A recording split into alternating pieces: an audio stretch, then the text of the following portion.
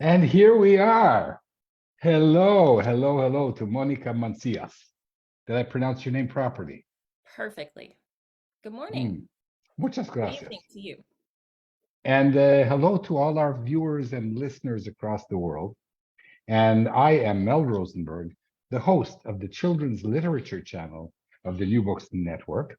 And I am so lucky and fortunate to be with this incredible author, Mónica Mancillas, speaking to us from Los Angeles. It's very early in the morning. Thank you very much for waking up, and wonderful to have you on the show. You told me that you were blessed as an author. You have Yeah. two books coming out with major publishers hmm within 2 months of each other. hmm This happens to about 1 in 100,000 authors. But it's not only being blessed, you're incredibly talented. Thank you. And we're going to get to the bottom of it. So Okay. start at the beginning. You were born in Mexico. You know Yes. what? One thing Yeah. before you do that, I want you to brag about your two books that are out. One is Okay. out 2 months ago, and one is coming out. The Worry Balloon and How to Speak in Spanglish. Show everybody, please, and brag a little bit. Yeah. So the Worry Balloon came out on July 22nd, and it is illustrated by the amazing Betty C. Tang, who actually was just nominated for a National Book Award. Her graphic novel, Parachute Kids, which is amazing, and I highly recommend everybody read it. Um, so yeah, that came One out. second. Ho, Oh, Monica. You yes. said nice words about the illustrator. Show us a few of the spreads. Oh, yes, absolutely. They are gorgeous. She's such a talented illustrator. All right, so here's our opening spread. I'll show you one of my favorites. There's let's see. Well, I'll just show you a few of them because she's just here. We've got our main character Isla struggling with her what ifs. Yeah, can you read the what ifs? Yeah. What if I broke my ankle? What if I never heal? What if we go to the hospital and they tell me I'm going to die? They can escalate pretty quickly, not just in a child's mind, but I think in all of our minds. You And then don't pull any punches in this book. I do not. No, no, I don't hold back because the experience of being anxious it's a really, really scary one for a lot of us. And she does these really beautiful things with my words, where she kind of literally depicts, Isla's feet she feels like she's stuck in quicksand. I just love it. And one more I'll show you because it's just my favorite. I mention the buttercup sun. Outside, a buttercup sun seemed to smile as Isla stepped onto the sidewalk, and I love her cheerful illustration of that buttercup sun and the beautiful city behind it. So yeah, she's a absolutely gorgeous illustrator. So that one came out on July 22nd through Roaring Brook Press, Macmillan. And then this one just came out on, oh no, sorry, July 11th. Did I say that? And then this one is August 22nd. It just came out. And I'm delighted to say that it is a September book club pick of the month in Target stores. So that was a huge boon for me to actually be in a big chain retailer.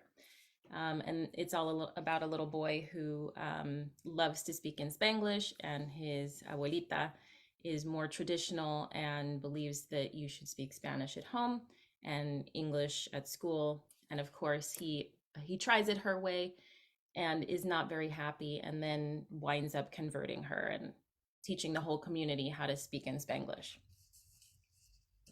Okay, but there isn't one Spanglish, is there? There's like a multitude of Spanglish. Yeah, I mean, I think for those of us who are bilingual or multilingual, we do a lot of code switching, and um, it becomes your own thing. There are some commonalities, but I'm sure that the Spanglish that's spoken on the East Coast is slightly different from what's spoken in Texas, or in New Mexico, or in England. Um, Mhm. yeah. Here in our family, because I come from Canada and my wife is Israeli, we have a hmm kind of a English Hebrew. hmm English. Yeah, So this English. so I connected with this book on many levels. The worry balloon, as an anxious person, we all Hmm. we all connect. So you came to the States from Mexico when you were two, Hmm. if I'm not mistaken, and you grew up on the West Coast. Yes. Uh, so the question that begs itself, Monica, are these two books about you? Are these the 5-year-old Monica in two embodiments? Yeah, absolutely. I mean, I think that whether we mean to or not, we always put some of ourselves into our books. I'm working on a dystopian book right now that is completely from my imagination, but I'm sure that a lot of my own self is going to flow out onto the page. So yeah, my debut, Mariana and her familia, most definitely is my story. It might as well have been called Mónica and her familia. It even takes place in Ensenada, where my family still lives, and the illustrations are largely based on the illustrator Erica Metza's family. She used, her family and her family house as inspiration. But if you look at, for example, the first spread is them crossing the frontera, crossing the border into Tijuana, and that is, I mean, it's like pulled right out of my brain, that memory. And I still feel the same way now to this day, every single time I cross the border and get that first glimpse of Tijuana and Baja California. So yeah, this is very much based. Even there's a moment in the book where she accidentally calls her abuelita agualita. Agua means water in Spanish, and so there's that code, that accidental code switching.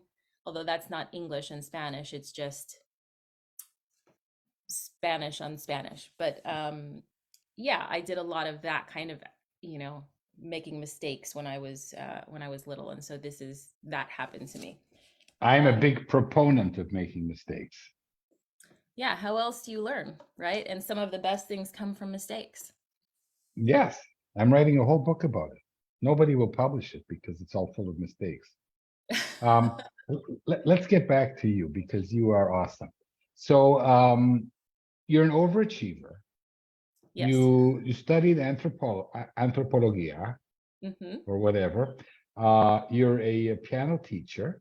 Mm-hmm. You're a very successful author, children's books and soon novels. It's incredible. Thank So, you. what is this inferno that is Mónica Mancillas? You know, I've always been an overachiever, even as a kid.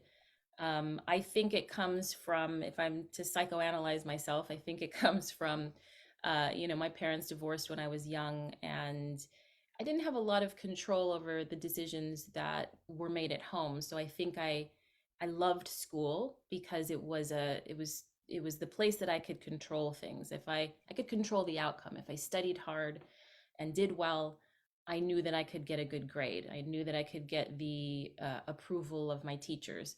And so I always worked I was a people pleaser, and I worked very, very hard. I started playing piano and singing when I was very young, and it was the same thing. I just put my all into it. I learned when I was in ninth grade, I learned that I was number one in my class, and I decided I was going to hang on to that. I was going to make sure that I ended high school number one, and I did. And I think that that singular experience set me up for the rest of my life. It taught me that no matter what I did, what I dreamed of, how big I dreamed, as long as I didn't give up, and as long as I stuck to my belief in myself, that and worked hard, of course, that I could achieve whatever I wanted. And so I've just kind of stuck to that the rest of my life. And of course, there have been massive ups and downs and failures all over the place. But I still wholeheartedly believe that as long as you don't give up, you can achieve anything you want to. So, when B wrote her book, I Will Be Fierce, was she thinking of you? Well, we didn't know each other at the time, but I think, yes, maybe she was channeling my inner spirit. Hi, B. Hello, Um, B. We and love of B. course, yeah, we love Bieber's song. And you are both represented by the wonderful agent Melissa Edwards. Yes, who she has is. been on the show. Yeah. So we're now like a familia de Melissa. Yes, I love it. Well, it's funny that you say that because I'm actually very close with my agent siblings and we call ourselves Team Melissa. So that's how we kind of cheer each other on. Go Team Melissa. Wonderful. So before with Melissa, there's a whole roadshow here that we want to hear about. When you were so you write basically for 5-year-olds. So Hmm. you know my theory. You studied anthropology. My theory is that if we write for 5-year-olds, we are basically 5 years old. Hmm. We all are in a way. And you had a crisis coming to America and inside your family. And so I'm guessing that at some stage, and I do this too, we come back to our 5-year-old to to fix the world. Yeah. And you've written about this. Hmm. You want to reach out to the world one child at a time. Hmm. And I think that that is splendid. So, but why did you study anthropology in university? Who are you trying to make happy? You know, I was actually trying to make myself happy with that one. Uh, I didn't know what I was going to study. I went to a school of performing arts, and I loved music. I had always loved writing. I always thought that I knew that my creative life was going to be a part of my life as an adult. I knew that much, but I also, as I mentioned to you before the show, my dad was a neurobiologist. He was a professor at UCLA, and I had a lot of admiration for him, and I loved my academic studies as well. So I thought maybe I'll studies, maybe I'll be a professor and an academic someday. So I really didn't know what I was going to study, but I wound up after my first semester in college, my classes were all horrible, and so I decided, okay, the next time around, I'm gonna enroll in a bunch of classes, and then I'll drop them, as I'll just select the ones that I wind up liking. And for some reason, over and over again, it was the anthropology classes that spoke to me the most. I mean, I I think as a writer, there's an anthropologist in all of us. I was fascinated by human beings and what makes us tick and why are we the way we are. And I think that we do that in our writing every single day. That's very interesting because I've interviewed, I think, over 100 authors. I'm not sure any of them studied anthropology. I have to check. You might be the first. So there might be a lesson here, if you want to be highly successful like Monica, Study be anthropology. be fierce and study anthropology. Yes. Yeah, there you go. And then what happened? But you became a piano teacher. Yes, well, as I was telling you before the show, I took kind of a hard left turn. I loved anthropology, but I found myself in college doing a lot of songwriting. And when I graduated, I was spending almost all of my time at home writing songs. And Writing songs for whom? for myself, and I sort of this idea blossomed of becoming a singer-songwriter. And um, I was going to go to Berkeley College of Music and study music, but a whole thing happened. I wound up with cat scratch fever and comatose in the hospital. It was crazy. You So could have been a jazz performer. that was my dream. I wanted to be a jazz singer. Yeah, I loved Okay, so jazz. before at the end of the conversation, we're going to do a little jazz duet, you and I. Oh no. Okay. Can you sing one of the songs that you've written? It's been quite a while since I've performed anything of my own. It's been probably about a decade, so that would be a tough call. Here's your opportunity to jump right Oh, back in, Mel, you're Monica. killing me. Okay, just a line or two. A line or two from one of my songs. Oh man, I have to really dig through my memory. Well, I've been, Listen, I'll have you back in a year or two, but this is like an opportunity for you to show everyone how musical you are. yeah. Well, I've been, my husband is actually also a musician, and he's working on an album right now, and I've been singing backup vocals for him. So let me think if I can pull one out. We just recorded one the other day called Moving On. Moving on is, no, how does it go? I told you I got no sleep last night. So let's see. What are the lyrics? Listen, you're Oh, yes. forgiven for everything. Anybody who goes into an interview at 10 to 7 in the morning is forgiven. Excellent. All right. So one line. Hanging on is easier than moving on. I think that I changed that a lot, but you get the idea. Que bella, que linda. It's Grazie. beautiful. Thank you. Wow. I don't know if I'm speaking Spanish or Italian, but that is very, very moving. Oh, thank So you. tell your husband to record you an album. I have an album. You can actually find it on Spotify, Amazon, I think. It's We're gonna share it for our viewers and listeners. perfect. How sublimely talented you are, and you have such a lovely singing voice. Oh, thank you. My You goodness. Okay. I mean, if we ever get to Los Angeles, you and I are gonna have to do a gig together. So you're a musician as well, I take it. I have been known as a musician. But this program is about you, dear. So getting back to Monica. So you studied anthropology, you made yourself happy, and Mhm. then you said, okay, no, I'm going to go back into music. Yeah, it was really where my heart was pulled, and so I had the cat scratch fever and the coma, and um, Coma? yeah, I was in a coma for 3 days. Yeah, they didn't know what was wrong. I got encephalitis, so it crossed the infection crossed the blood-brain barrier, and they eventually figured it out, and I was fine. But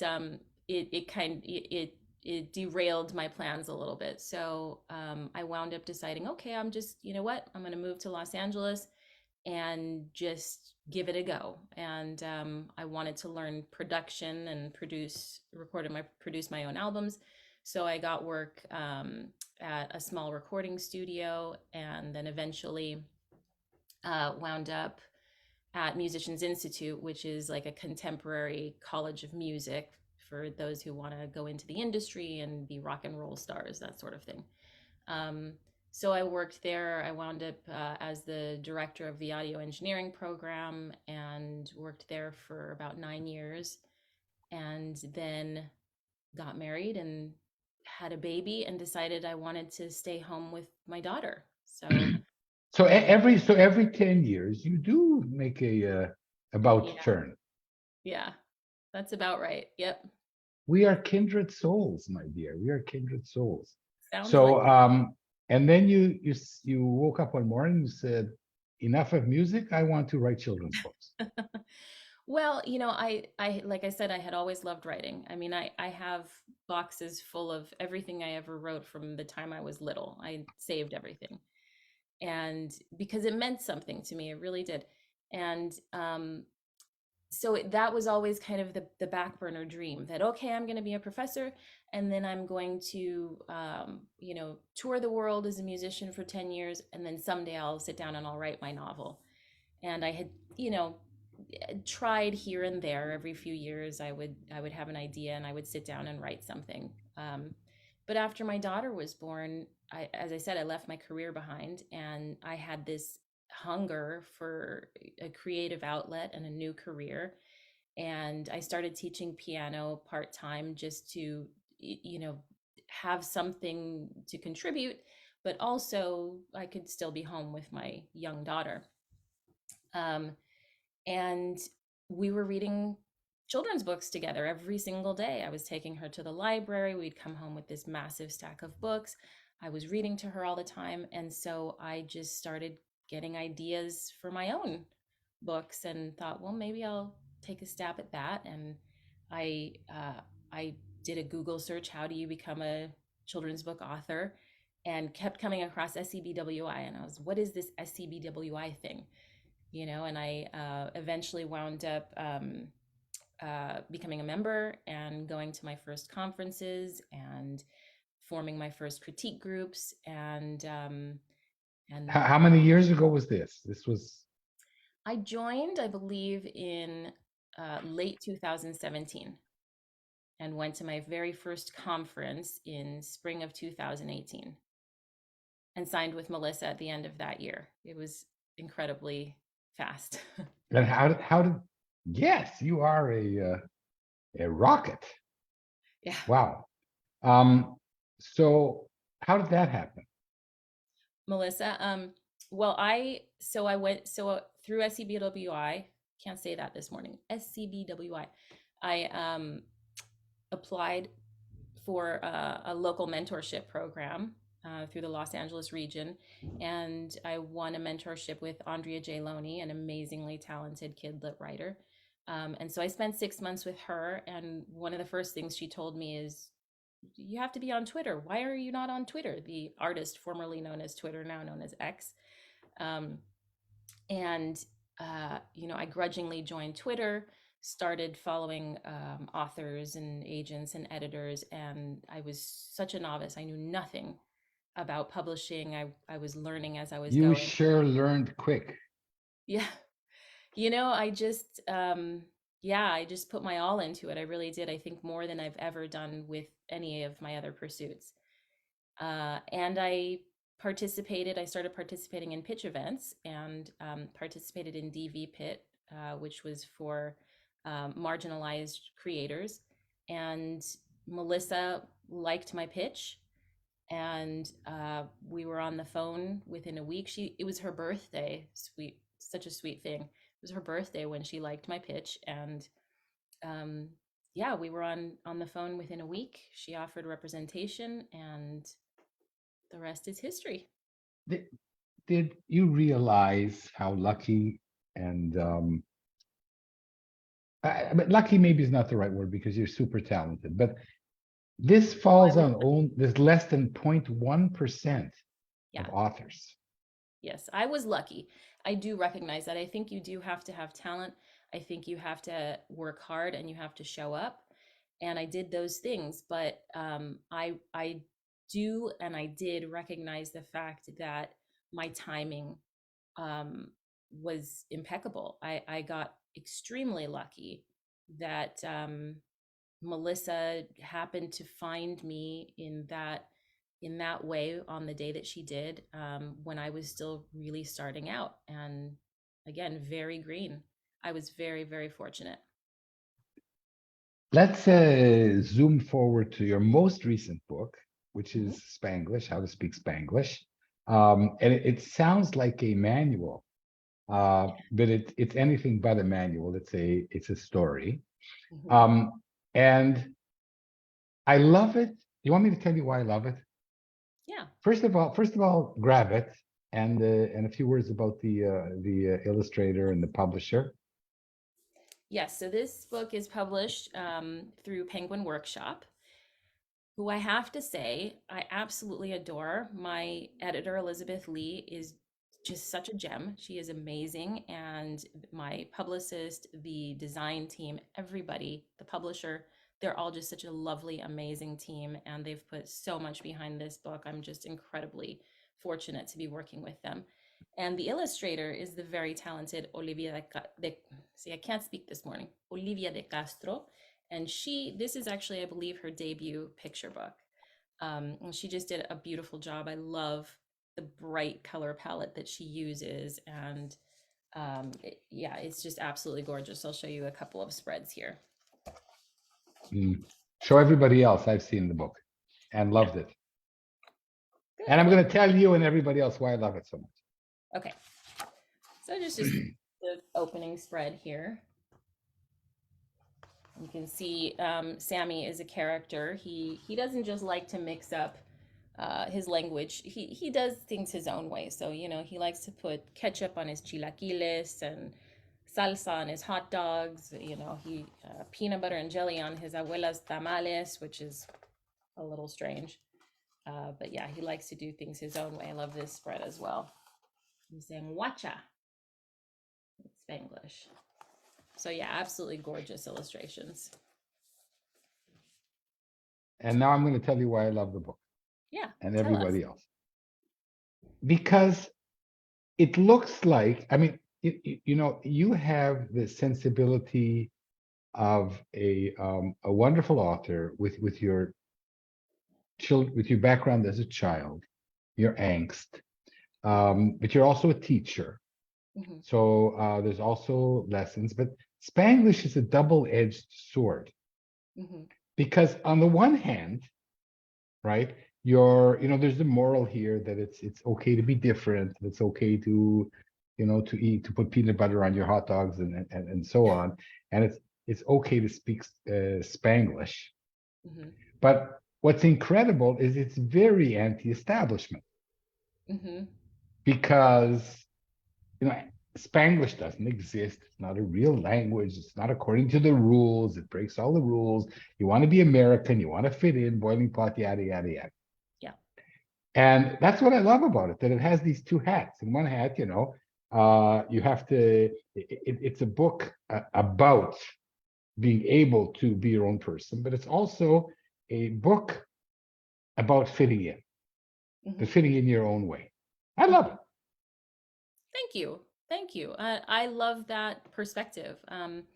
It is anti-establishment, and I don't know that I was necessarily conscious Yeah, of that. it's produced by Penguin. Hmm. It's a traditional publisher among the best and the most traditional, Hmm. and it's like in your face. Yeah. It's okay Yeah. to be yourself Yeah. in this American hodgepodge. Yeah. Well, and language is such a hot button issue in the United States. And I recently did an interview with an NPR station in Phoenix, Arizona, and the producer was talking to me about this legislation that's being pushed in Arizona right now to get Spanish out of the schools and to get rid of dual language programs. And there's this, I think, somewhat uniquely American ideology that you only speak English here, and all around the world it's a little strange to me because we should be celebrating, as we do in in other countries and other cultures. Speaking more than one language is a good thing. I mean, cognitively, academically, it's a good thing, and socially, of course, as well. It opens up the world to us the more languages we speak. So I did I But you see, America is anti-language. yes. It barely allows you to speak English. Right. And I'm not being facetious. You're, Yeah. you're allowed to barely speak English in America. Yeah. And I found the word that I was looking for. Sometimes in the interview, there's a word and it's out there, and the word is subversive. Tell Elizabeth Lee that I want to interview her because this is a subversive children's book, I which will says definitely. that it's okay Yeah. not to speak English. Well, and I think that's why it means that much more to me that it is in Target stores and that it is selling well and people are responding to it. And the look that I've seen on adults' faces, um, when when I've done a reading, or I actually I went to a Target to visit the book when it first came out, and there were two women there who had just put it in their carts, and they asked me to sign it, and they were incredibly excited. And when I speak to these adults, there's something that's so almost healing in about this book to them. They feel not only seen, but there was this sort of shame for me, and I think a lot of people growing up here, that you didn't quite belong to one culture or the other, and there was no space for that. There was no representation. There was no space made for you speaking more than one language, and you speaking this hybrid language, and you being from a different culture. Things are changing a little bit now, but of course, we've got a lot of pushback in the school system. And like I said, the look in these adults' eyes of almost, you know, feeling like it's okay, and they're not alone in the experiences that they went through. that's what speaks to me, and that's what makes me want to write more books, and why I'm just thrilled that, again, this particular I, book is getting the attention it is. Monica, I wish you were Jewish. Because a similar thing happened to the Jewish immigrants here. Hmm. And as someone who wanted to go to Berkeley School of Music and study jazz, you should know that Yeah. most of the, I'm going to say, classical jazz writers Hmm. were Jews who changed their names, That's and who wanted to be American. And Irving Berlin was Yisroel Beilin, and his mother tongue was Yiddish. yeah. But most of these uh, writers and musicians, um, I wouldn't say they were embarrassed, but they really wanted to be American. Yeah, there was a time where there was a real push for assimilation, and I mean, I think there still is, but of course, um, there is another movement for celebrating your culture and celebrating your hybrid culture, or whatever your culture is, celebrating it and being proud of it. But yes, there's a long standing tradition of anti-immigrant sentiment in this country, and so every wave of immigrants who have come through this country have had to contend with that, and figure out how to assimilate and also how to stay connected to their cultural roots. So I'm going to step out of my comfort zone and ask you an anthropological question. Uh-oh. I'm not an anthropologist, but you are. So what happened eventually is that words in Yiddish, for example, and some in Hebrew, found their way into American everyday usage Hmm. language. They're English. If you say kvetch or chutzpah, or there's all kinds of words that are widely used that are Yiddish words, and they're now English words. Hmm. Mensch, there's so many of them. What are some words that have already crossed this divide that aren't Spanglish anymore? They're already Spanish words in English. Spanish words in And and English. and, and don't give me tacos and tortillas. Give me, are there words that have found their way into English? I And oh I maybe there aren't. Maybe there aren't. I have to imagine, yeah, I have to imagine they are. Boy, you are testing my intellect today. Gotta sing, oh my. Um, I have to think. I mean, of course, I'm in California, and so, all the street names are in Spanish, and everything is in Spanish. I'm trying to think uh of Spanish words. I don't it's too early in the morning for me to figure Okay, that out. but I'm gonna have to this will come be back on that. But homework for the next time yes, we meet, because you but have you do how many books coming out next year? I have two books coming out next year. One is still unannounced, but this one, Sing It Like Celia, is coming out through Penguin Workshop on April 2nd. So, and it's available for pre-order now. I can It's send you an ARC if you'd like. I would love it. It's young adult, It's middle grade. middle grade. Wow, it's a thick book for middle grade. Yeah, it's, believe it or not, it's actually shorter than, and so many middle grade books are getting thicker and thicker these days. So it's, Wow, yeah, I think it's sing it like September, Celia. So this is coming out when? April 2nd of next year. So I'm already booking you for next April, dear. Perfect. I love it. Unless you And say to me, I'll Mel, have I the had such. answers for you next time. Yes, absolutely. So now it's time to ask you what advice you have for other authors, given your stellar success. Okay, so we'll put the being in the right place in the right time and being blessed Mhm. and lucky. Let's put it aside. You Yeah. are incredibly gifted. Oh, thank you. Gift some of your giftedness to other people. Well, I think, as I said earlier on, I mean, my biggest advice is really to first of all focus on the writing. So it's so easy at any stage in your career, pre-agented, post-agented, pre-published, post-published. It's so easy to get lost in all of the things. My agent siblings and I always remind each other, comparison is the thief of joy. So try not to, especially when you start going down that road. Publishing is an emotional roller coaster. And so on those days where you're struggling, for whatever reason, you've been rejected, or you haven't. Things are going well, but you're just in your head about your sales numbers, your rankings, your this, that, the other. The worry balloon.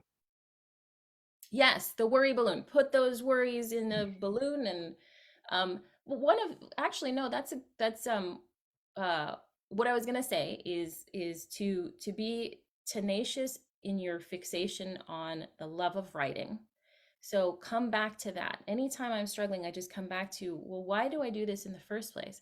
Because I love to write, and because I want to share my stories and change the world in some small way. So even if my books only move one person, of course we all want more than that, but I've done my job. If there's one child in the world who uh, is touched in some way, or even an adult it's touched in some way by my books. So come back to that, love of writing. Don't ever give up on yourself, no matter what obstacles come in your way. And there was something else you said, something, and I was coming to that, I of say course. too many things. Yeah, I mean, but honestly, that's my biggest advice. Of course, people will tell you, and these things are all important too. You've got to read in your genre. You've got to have some understanding of the market and where your book sits in the market. But first and foremost, write and never give up on that dream. Oh, that's what I was going to say. You mentioned the worry balloon. So one of the tools at the end of the worry balloon is is visualization and positive affirmation. So we can, when we are struggling, we can change, even if it's momentarily, we can change the way that our mind is processing things and viewing things by focusing on what we want to happen. And I make a practice of that every single day before I go to bed. I, focus on what I'm grateful for. And also, I visualize, and I will sometimes say out loud, write down on a piece of paper, this is what I want to happen. Or I might even say, this is what's going to happen. And it, it feeds me, whether it happens or But not. Monica, sometimes it doesn't happen. No, sometimes it doesn't. And you can't be defeated by that. Have you You ever had like major rejections? Oh, of course. Yeah, of course. I've had books die on submission. The very first novel that I wrote, Melissa shelved it. She didn't finish reading it. She didn't see the potential in it. And I could have let that stop me, but I just processed. We have to process and allow our feelings. And then, got on a phone call with her and said, okay, where do we go from here? And I told her, I said, this is what I want to happen in my career.